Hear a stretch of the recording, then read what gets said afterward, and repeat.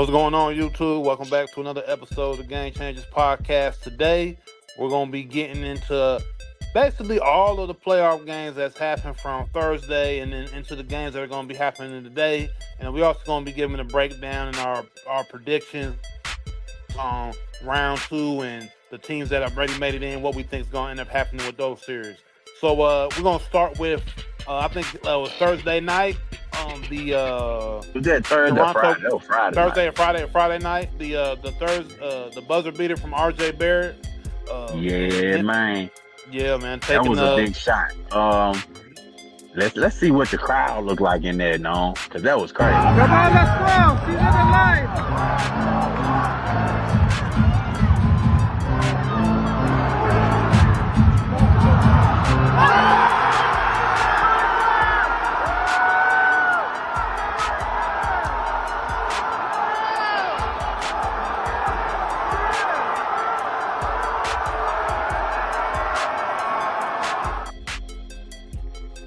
The second biggest shot in Canadian history. RJ Barrett, the hometown guy. They talked about it after the game, and he spoke about dreaming about hitting that shot for his home country and all of that. So hey, dream come true for the kid, RJ Barrett. Big time shot for the Toronto Raptors, but that damn Scotty Barnes been out playing. Oh boy, what his name? Big tall boy, lanky boy. Mitchell? Not Mitchell. What the other boy name? The power forward.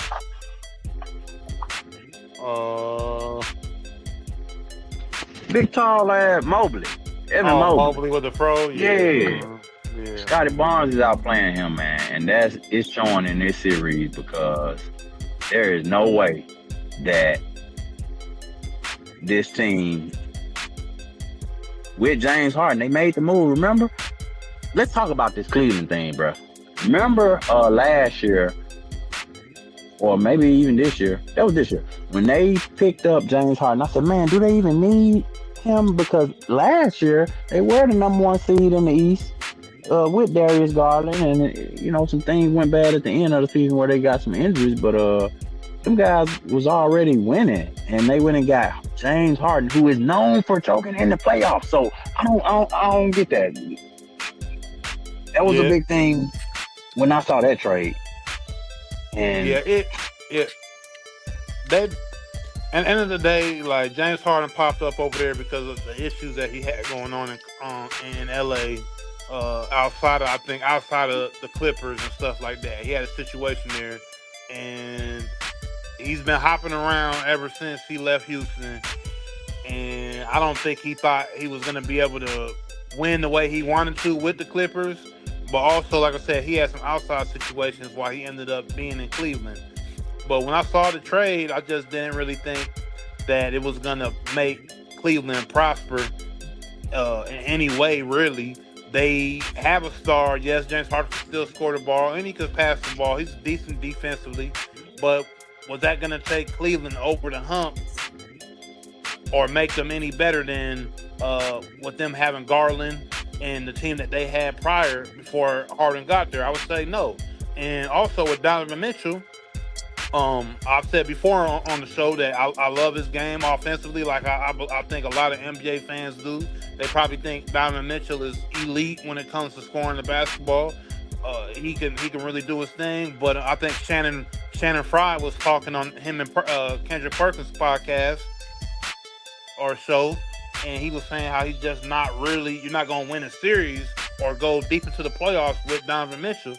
And I agree, he's just not a winning basketball player when it comes to being in the playoffs. It's not that he's not great, but I'm not looking for him to take my team deep into the playoffs. And I think he was the same way with him in Utah, even though he's elite defensively.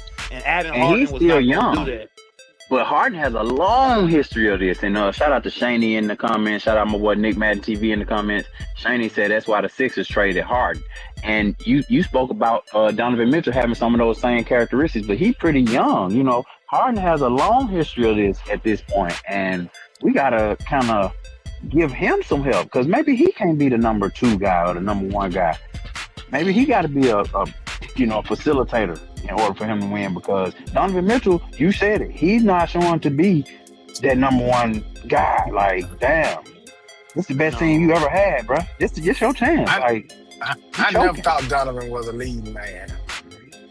Man, he choking right in front of us. They was up, what, 3-1? Yeah. Come on, man. And I want to see Harden win one, or just get, further than the first round, because, bruh, that's a stain on your, we talked about this with KD. Getting knocked out in the first round, that is kind of a stain on your record if you so-called one of the greats in the game, Yeah. So first round exits don't. Oh, go ahead.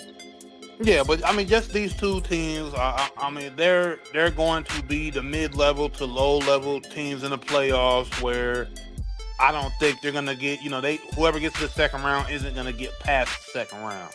That's just what it is. I think most fans know that. But we have had surprise. We have had surprises here with these first rounds, and obviously today we got some games coming up. The game 7 of this. We'll be getting into that later. And we just had some surprises, kinda. With a lot of game 7s, man. And that's when the pressure is on. Like, that's, man, really, honestly, this the best case scenario for the NBA, bro. This is like best case scenario, because we will be talking right now on this podcast. We will be talking about how it's already a foregone conclusion and it's boring because we already knew who was going to win. You can't really say that right now. No, yeah, the league is looking real. A lot of teams are looking right. They're looking each other in the eyes. Nobody is higher or lower than the next person. Everybody's kind of outside. Because I mean, I know a lot of people felt the Celtics were, because the way that Detroit was looking against the Magic, them being the number 1 seed and them not really looking elite. And then Boston being who they are and being champions here in not too long ago, with Tatum coming back or being back and everything, people were thinking, oh, okay. But then Tatum ends up sitting out game 7. Embiid ends up coming back, and you're like, oh, you get this surprise of the Sixers winning their game 7. But before we get into that, I think we're gonna get into the Magic and Detroit game. That's another what had occurred in that game, because we wanted to go through here at the Game Church. We wanted to go through some of the games. We couldn't hop on and talk about some of these prior games, so we wanted to go and talk about that what had happened in that game and how the Magic choked. How bad they choked in that game and how they missed 23 shots? 23 consecutive. I don't know if that was consecutively, but I'm pretty sure it was, because it was. There was no reason why Detroit ended up coming back in that game. I mean, I wasn't watching that game, but I saw the score, and I was thinking to myself, I think it was in the middle of the third. I think they were down 10 to 13 points, somewhere in that range, 14 points. And I'm like, oh yeah, this over. The Magic got it. Pablo Banchero probably gonna keep doing his thing. Baines is gonna do what he's gonna do, and they're gonna end up closing this game out. And I look up, fourth quarter, Pistons What's down that coach 4. name, though? What is that coach name, though? Like, what is going on? And then end up seeing that they end up winning. Did they win by double digits? I think they end up winning by double digits. I don't know what what was it? Yeah, 79, 93. 93, yep. But hey, yeah. But what's up with that coach, man? They really just saved his job, because we talked about that. Didn't we talk about how Bickerstaff would have been out of a job if they didn't come back in that game? Because that was embarrassing. That was embarrassing, bro. And JB Bickerstaff, they were Nick Madden TV, that's in the chat. He said JB Bickerstaff, he on the hot seat, and he definitely was on the hot seat if this game would have went down like we thought it was going down from the looks of it. Those boys basically saved his job by coming back. Shout out Cade Cunningham. We talked about how Jalen Duren has been being outplayed by Wendell Carter, who coincidentally is in a relationship with Wendell Carter's ex-girlfriend, Angel Reese, WNBA player Angel Reese. So it's a lot going on, bro. Like, you know what I mean? Wendell Carter had dunked on Jalen Duren, and Angel Reese tweeted the picture out the night of. I'm like, oh wow. Man, you know what I'm gonna do? and I know this also. I'm gonna start me a reality TV show called Basketball Hoes.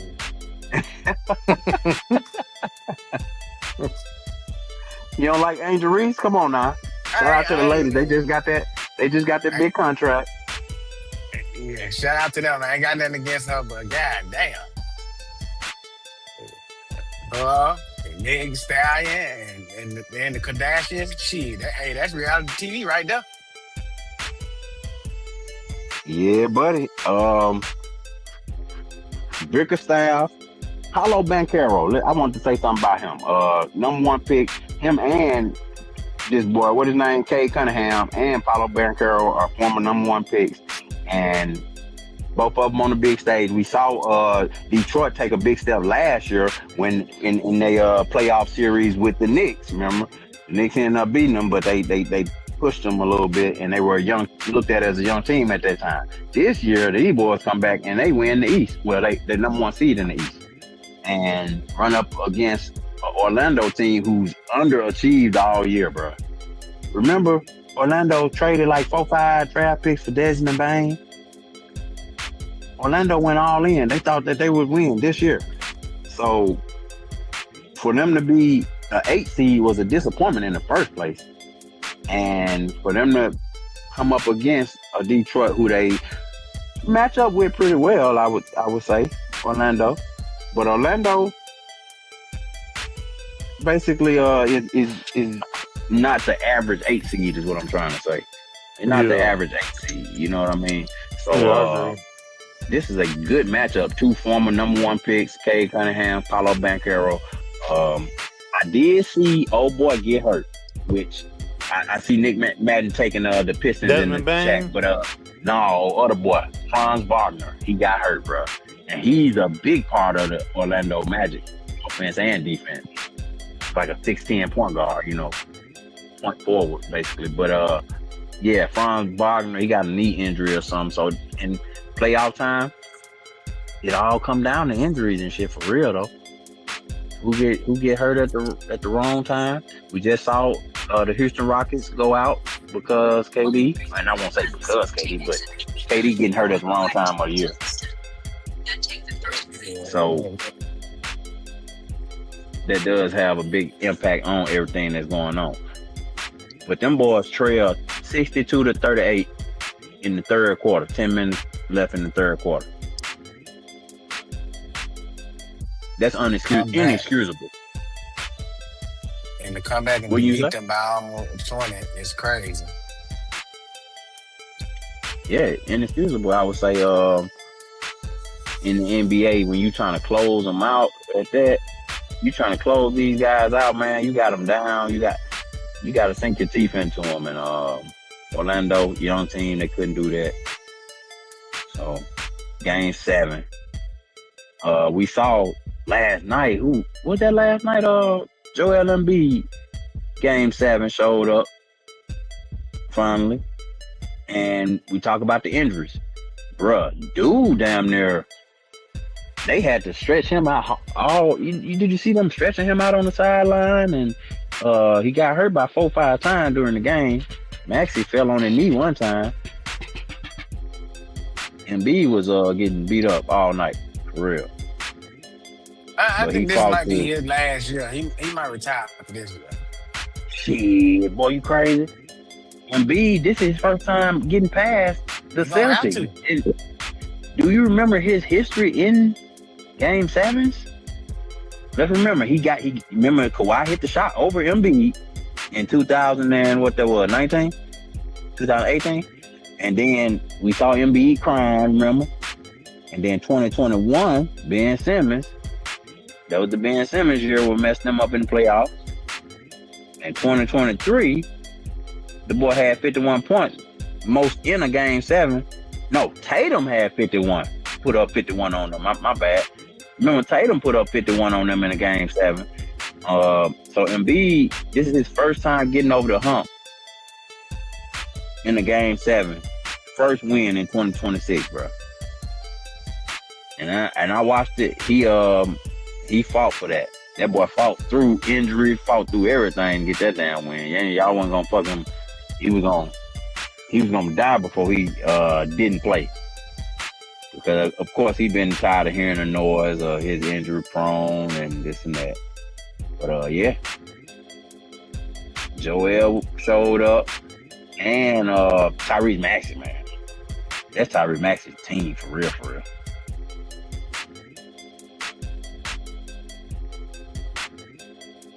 But I wanted to say another thing. Jason Tatum, he was out, injury, big injury for Jason Tatum, but they was up 3-1. And of course, the internet never loses. Up 3-1, loses the series 3-4. So as you can that see, ain't the first time we was seeing something like that happen. Shit. We've been seeing a lot of collapses. Shit. Exactly. I'm glad they collapsed. I don't like the Celtics anyway. But they definitely won't be ready for us. The Knicks, you say. Okay, we're going to get to you. We're going to get to you in a second. But as far as the Celtics go, man, bruh, Tatum got to have it. First off, we talked about this the last time, too. Tatum rushed back. You remember Tatum ain't supposed to be, Tatum had a down ACL injury or some shit.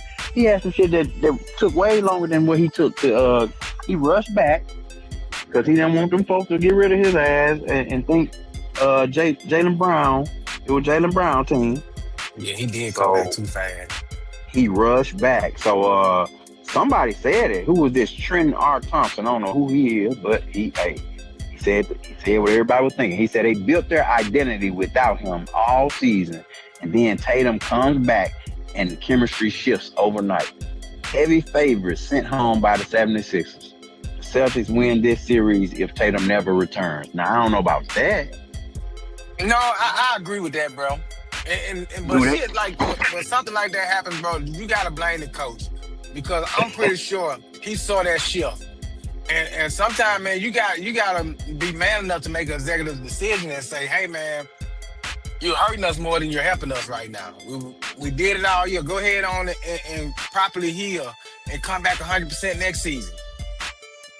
Well, Jason Tatum, one of your best players. Yeah, you don't want to tell him no. But what's that dude name? Joe Pachulia? Joe, what his name? The coach for the Celtics. He look crazy eyes. He ain't got enough say so to tell Tatum he can't come back. Yeah, he ain't got enough say so. I don't think he ain't got enough juice to even be able to make that call. If Tatum say he want to come back, he gonna come back. Well, it was a bad timing, bro. It was like, damn, this team was playing good without you. And we seen that. Go ahead. But also, Tatum as a professional need to have the thought to realize, man, you doing more harm than good. Well, Tatum had a couple good games because let's remember they was up 3-1. He was up and he had a 30-point, 11 rebound game. He had, Tatum was open. But again, this guy says that these guys have built their identity all year without him. And when he came back, he shifted the chemistry overnight. So, Noam, do you believe the Celtics win this series if Jason Tatum never returns? If he never returns, they win it. Do they win this series if he didn't return? They might because, I'll say this. They needed both of those guys to win their title. So you would think, okay, yeah, they needed both of them to be there in order to win this series. But they've shown that they kind of play better sometimes when one of them is out. But I think the problem happened here is Embiid came back and he threw a wrench in the game. So I think the Celtics could have won the series with just either Tatum out or Brown out. But I think me, I was one of the people that underestimated Embiid coming back and being impactful. I thought Embiid was out for the count. Honestly, I thought he was done. You were not going to see him really. I think he hit his peak when he won MVP. And he was on a trajectory down because of his injuries. But he came back and he impacted the game to where whatever the Celtics wanted to do, I don't think that they. I can't say I don't think they were going to not win because Tatum is still Tatum. But Embiid gave, I think, what Maxey, Hedgecomb, and the rest of that cast needed, and that's that presence that he is when he's in the game. He won MVP for a reason. The way he is offensively and where he can be defensively, he is a presence on the floor. So, yeah, I think. Okay, I hear you. No, but I'm with Mayor Socrates on that. It's coaching because what's his name? Joe Mazzulla from the Celtics coach. You don't let an injured man come back. Did you see all the things that Embiid had to do to stay on the court last night? They had to pull his whole leg and hold his arm back and somebody stand on his side. Bro, the man, he had to do. And then he almost got hurt 4-5 times. Maxey landed on his knee and he had to limp back down. And you know what I'm saying? Dude was not going to lose, bro. So, as a coach, don't let him be the one that beat you. You see how dominant he was. Don't get me wrong, Maxey showed up too. That was the difference right there. Because Embiid and Harden, Embiid did that already, but Harden didn't show up. So you got a young bull like Maxey, and that put them over the top. So yeah, but I think that was coaching on him. I can't get that all to Embiid just being so dominant because they've been whooping Embiid ass for how many years now? Yeah, true. And Jason Tatum, not Jason Tatum. Jaylen Brown was a legit MVP candidate this year without Jason Tatum. Yes. So, of course, when Tatum get back, you don't know. You never know the psychology behind it because is you gonna try to show out a little bit more now that Tatum back, or are you gonna take that extra shot or try to because Tatum hit one, you want to hit one? He did exactly what we expect him to do. Fall back into the clip and give Tatum the team to ruin. Okay, but then Tatum gets hurt, and now your chemistry is off because you implemented Tatum back into it, and then now he's hurt. So now you got Bailey Shireman starting last night. You had 3 starters last night who didn't score. Bailey Shireman, who was the other boy? Ron Harper Jr. And there was another guy, but you can't win a game 7 like that. And why was them guys on the court at game 7? Like, exactly. I'm sorry, bro. At least I know Sam Tatum would have never had that problem if he had to stay his ass out. I'm just saying, man. I'm just saying. Nick Madden said Embiid won't last in the second round. Oh, no, they definitely not. Hey. But it's just like LeBron. It's a moral victory to even get to the second round in this case. We know you're not about to beat OKC. We know the Lakers not about to beat OKC. Now, if they do, it'll be a miracle. But same way with KD getting hurt at the wrong time and then trying to implement himself into the game, and these guys really play better without you. I think KD was hurt, to be honest with you. I think Houston done with his ass. Bro, them young dudes don't like him. We know that much. Exactly. They done with his ass. Yeah. We just saw there was a Bleacher Report put an article up saying how the burner account really did mess with team morale. Yeah, dude. How could it not? Yeah, it threw off the whole thing because everybody just knew this man was backstabbing them the whole time on social media. And then to come in here, to be talking to you at practice, like, it's all good, and y'all trying like we friends.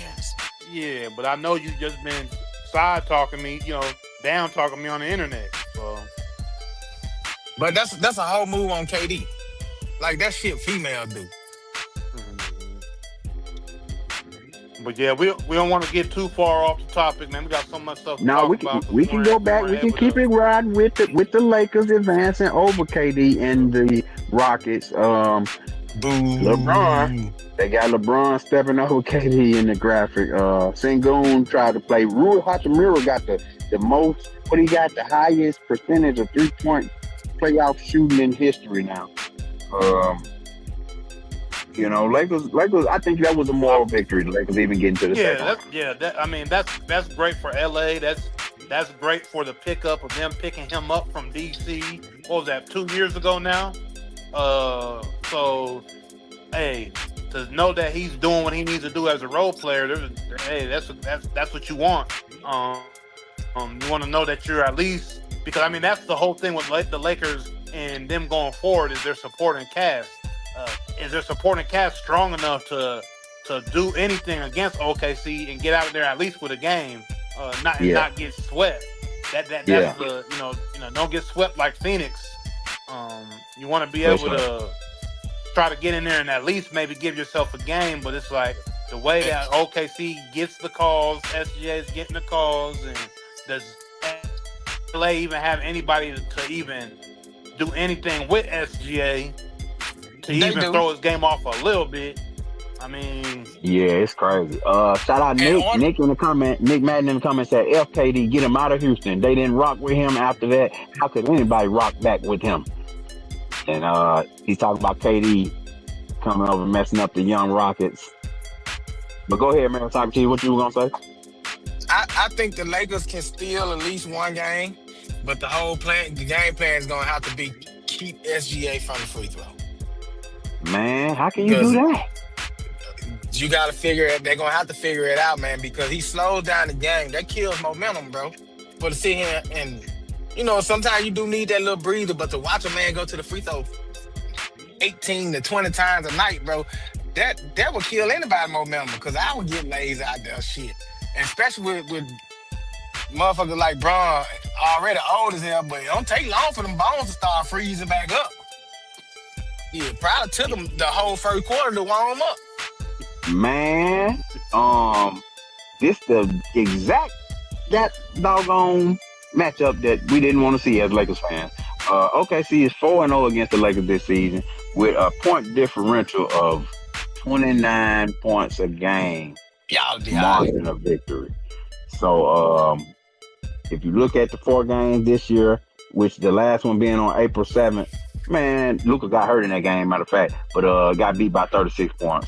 April 2nd, he got beat by 43 points. So it doesn't look good for the Lakers, but Marcus Smart, Nick Madden in the comments says start with Marcus Smart on him all game. Marcus Smart get more fouls than anybody. They're going to hurry up and foul my guy out. Fooling with him. We just got to use a variety of people, I would say. And you kind of got have to come with the whole army. Cut it out. Yeah, hey, it'll be a miracle if the Lakers can pull this one out. But we know y'all ain't gonna pull it out. If the referees can let us play basketball, for maybe that hey, might be an idea if we could just play basketball. So we'll keep an eye on that. But one other thing I want to bring up, bro, let's go back to the Celtics for a second. Okay, we talk about Tatum rushing back, right? Did you know the day after they lost, the report come out that the Celtics are actively trying to trade for Giannis Antetokounmpo? And now you tell me, who they gonna trade? Who they gonna trade? You tell me. Nick Madden, you tell me in the comments. Who are the Celtics gonna trade to get Giannis Antetokounmpo?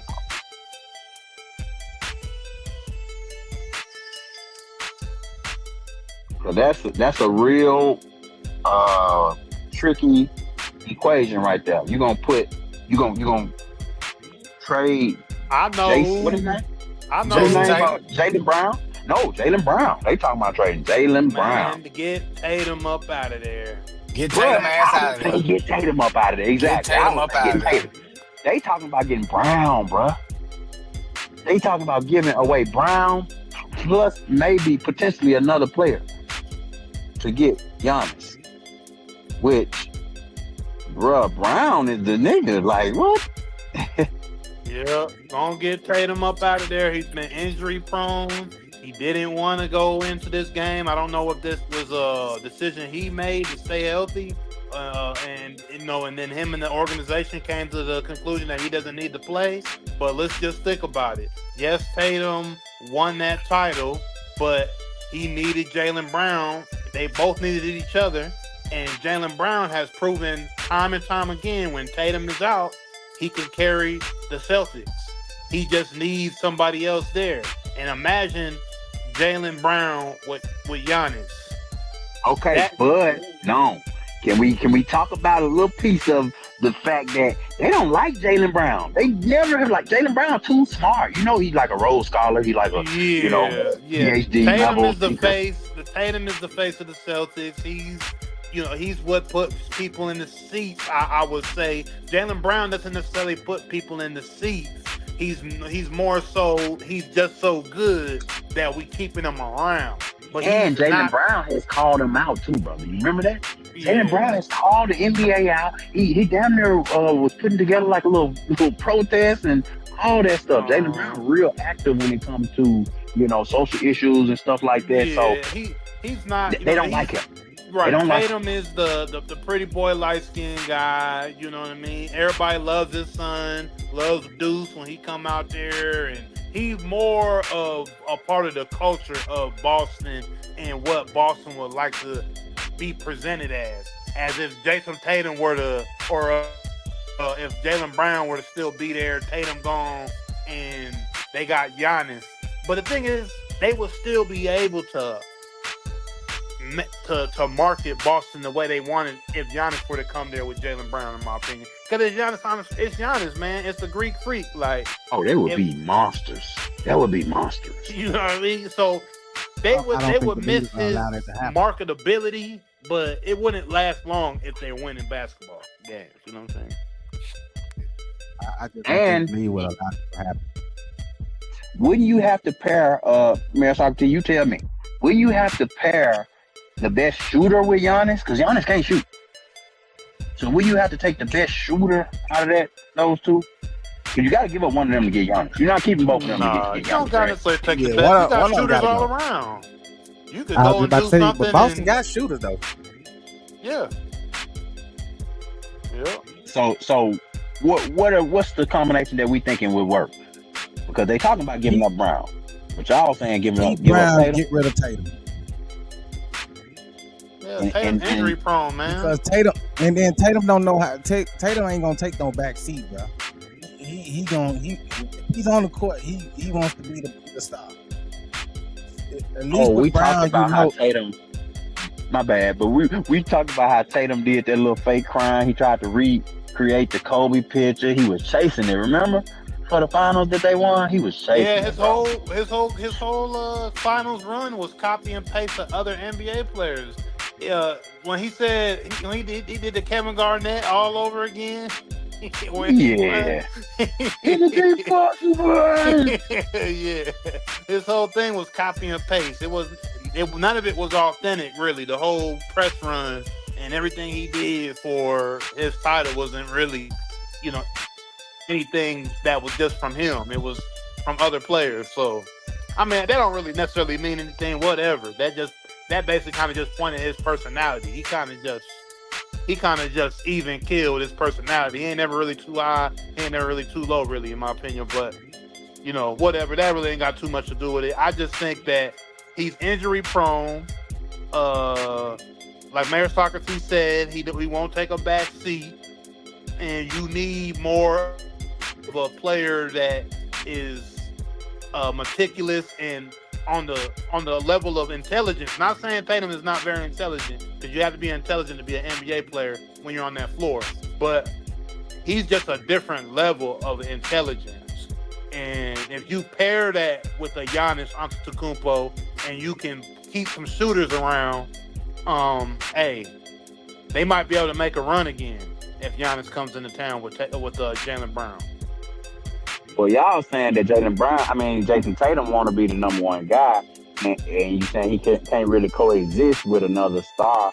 Giannis is definitely a bigger star than Jaylen Brown, so that's going to be for sure. But you're I gonna could have to see take a back Jalen seat. Brown chilling though. Jalen Brown, But ain't Jalen ain't nobody- gonna Yeah, have a Jalen problem Brown with would. taking the back seat. He's not gonna have Jalen a Brown problem with would, taking the back seat. Yeah, That's what I'm saying. but not He's used Jason to it. Tatum. no, Not Tatum. no. That's gonna be a problem with Tatum and Giannis on the floor because Tatum ain't taking the back seat to Giannis. And Hey, Tatum one of them players that you'll get in his head too. You know, Yeah, he real Somebody temperamental, so he'll start playing different than some more shit.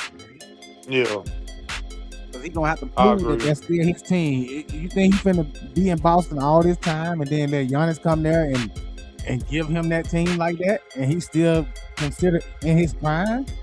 nah.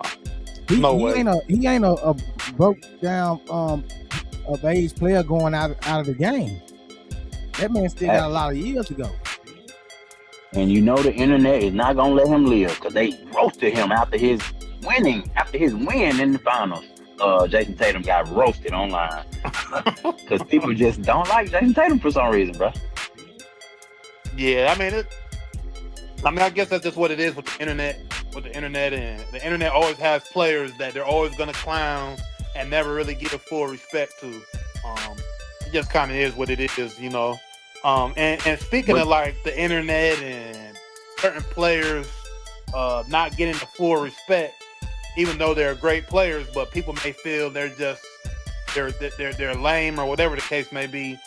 What do y'all think Cat is gonna do against the 76ers in the second round? Dominate. Wait a minute now. We know Joel Embiid have dominated Cat for his whole fucking career. You know that, right? Hey, this ain't the Cat same can't Joel. do nothing. Hold on, wait a Cat minute. can't do nothing with that dude, man. This ain't the same Joel. Remember now, you just said this yourself. Man, they were down there copying and pasting that motherfucker together last night. Every time he went to the bench, they had to stitch something up. Man, Cat finna go out there and hey, I can guarantee you by halftime, he gonna be on that bench with ice packs on his shoulder, knees, elbows, neck. He gonna punish that boy down there. Then Joel ain't fast enough to guard that man at the three. Hey, hold on. Who was the number one seed? Was the Knicks the number one seed? No. No, Detroit. Okay, Detroit number one seed. Who's the number two? Knicks. No, Oh, he was Boston, number Boston, two. my bad. Boston. Okay, so Boston was the number 2 seed and got beat by number 7 seed, 76. So New York Knicks was number 3 seed. Yeah, 3 and 7. Okay, I got you. 7 seed coming down and run up, boy. Hey, them Celtics, man. Them Celtics. I saw one video from dude. I know it was staged, but man, Bro! It's their fault. Look at you sitting down. You're the reason we lost. You could have played.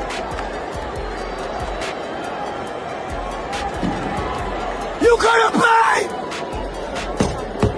Could have fucking played, bro. Oh.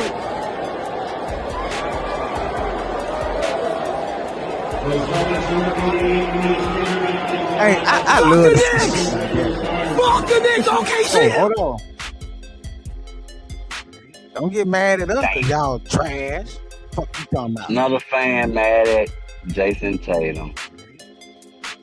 Well, I'm telling you. But Nick say Tatum is Embiid won't be able to keep up with Cat this time. No, he not. This is a Embiid? broken down Embiid. This is Embiid that just came back and willed his team to win a game 7. That boy ain't got no more in the tank. He done. But historically, he has always told Cat ass up. Hey, history ain't gonna repeat itself in this series. Yeah, I mean, we were talking how we need a team from a major city, you know, a major market to make it to the finals. And we were saying how, man, the Knicks, they needed to pick it up and make that run. They did everything they needed to do these last few years to make the team that they made And the way that they were playing against the Hawks, we were like, what's going on? And the way that they took out the Hawks with that beating, when they were up 60 something to 20 in the what was that, the second or the third or whatever that was, that's the Knicks that everybody was waiting for. And that's the team that we want to see get to the NBA Finals, a team like that. Even though I thought it was going to be Boston. Couldn't believe that the Sixers did what they did to them. And we wanted Boston. Trust me, we wanted Boston. We really wanted Boston. Yeah. And keep an eye on Cat versus Embiid in this series right here. That's gonna be a lot. Why y'all don't listen to me, man? How many times have I told? Didn't I tell y'all what was gonna happen in that series? You did. You did. We were doubting you. We were saying, man, we don't know. It's a back and forth. The Hawks is looking. CJ McCullough was having his way. He had 2 good games to where he fucking bamboozled everybody. CJ was cooking though. He bamboozled everybody to thinking that he was back to being the old CJ. And then what that boy was cooking. The old CJ. That's what we saw. The old CJ.